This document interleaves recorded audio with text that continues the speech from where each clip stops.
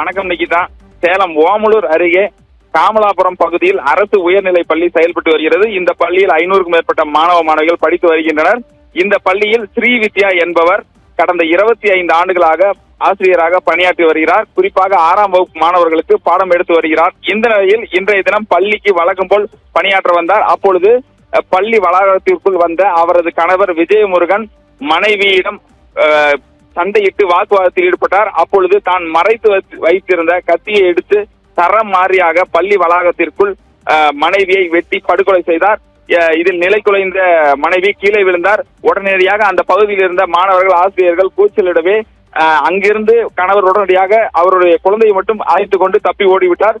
இந்த கொலை குறித்து தகவல் அறிந்த ஓமலூர் டிஎஸ்பி தலைமையிலான போலீசார் பள்ளி வளாகத்திற்கு சென்று அவரது உடலை மீட்டு உடற்கூறு ஆய்விற்காக சேலம் அரசு மருத்துவமனைக்கு அனுப்பி வைத்தனர்.